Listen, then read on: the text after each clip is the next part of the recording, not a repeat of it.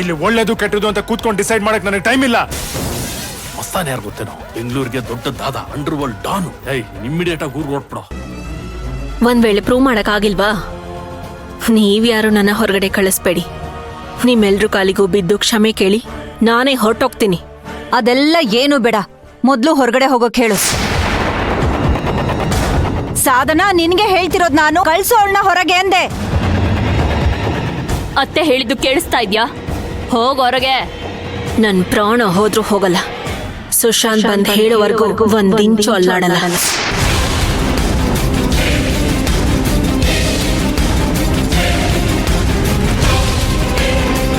ಏನು ಹೋಗಲ್ವಾ ನೀನು? ಹೇಗ್ ಹೋಗಲ್ವಾ ನಾನು ನೋಡ್ತೀನಿ. ಸಾಧನಾ, ಸ್ವಲ್ಪ ಸುಮ್ಮನೆ ಇರು. ಇನ್ನೊಂದ್ ಸ್ವಲ್ಪ ಹೊತ್ತಲ್ಲಿ ಸುಶಾಂತ್ ಬರ್ತಾನೆ. ಅವನೇ ಏನ್ ಮಾಡ್ಬೇಕು ಅಂತ ಡಿಸೈಡ್ ಮಾಡ್ಲಿ. ಸಿದ್ದು, ಏನ್ ಮಾತಾಡ್ತಿದ್ದ? ಏನ್ ಮಾತಾಡ್ತಾ ಇದೀಯ ನೀನು? ಹೌದಮ್ಮ.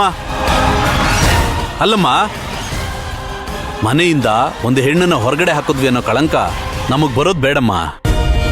ಅವ್ರವ್ರ ತಪ್ಪನ್ನ ಅವ್ರು ಅರ್ಥ ಮಾಡ್ಕೋತಾರೆ. ಅವ್ರಿಗೆ ಸಂಬಂಧಪಟ್ಟವ್ರು ಅದನ್ನ ಸರಿ ಮಾಡ್ತಾರೆ. ಸದ್ಯಕ್ಕೆ ನೀವೆಲ್ಲರೂ ಸುಮ್ಮನೆ ಇದ್ಬಿಡಿ. ಮಂತ್ರ, ನೀನು ಒಳಗಡೆ ಹೋಗಮ್ಮ. ಸುಶಾಂತ್ ಬಂದು ಪರಿಹಾರ ಹುಡುಕ್ಲಿ. ಏನು ಸಿದ್ದು ನೀನು? ಅವಳು ಮನೇಲಿರೋದ್ ಬೇಡ ಅಂತ ನಾನ್ ಹೇಳಿದ್ರೆ ಸುಶಾಂತ್ ಬಂದು ನಿರ್ಧಾರ ತಗೋತಾನೆ ಅಂತ ನೀನ್ ಹೇಳ್ತಿದ್ಯಾ? ಏನೋ ಇದ್ರರ್ಥ? ಅಮ್ಮ, ಸಂಬಂಧಗಳೇ ಹಾಗೆ.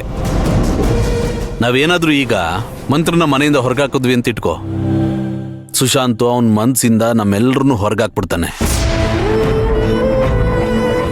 ನಾವೆಲ್ಲರೂ ಅವನಿಗೆ ಬೇಡವಾಗ್ಬಿಡ್ತೀವಿ. ಶಾಂತಿ ನಿವಾಸದಲ್ಲಿ ಬಿರುಕು ಬರುತ್ತಮ್ಮ. ಶಾಂತಿ ಇದ್ದಿದ್ರೆ ಏನ್ ನಿರ್ಧಾರ ತಗೋತಾ ಇದ್ಲೋ ಆ ರೀತಿ ನಾವೀಗ ಯೋಚನೆ ಮಾಡಿ ನಿರ್ಧಾರ ತಗೋಬೇಕು. ಇದಕ್ಕೆಲ್ಲ ಸುಶಾಂತನೇ ನಿರ್ಧಾರ ತಗೊಂಡ್ರೆ ಸರಿ ಇರುತ್ತೆ ಅನ್ನೋದು ನನ್ನ ನಂಬಿಕೆ.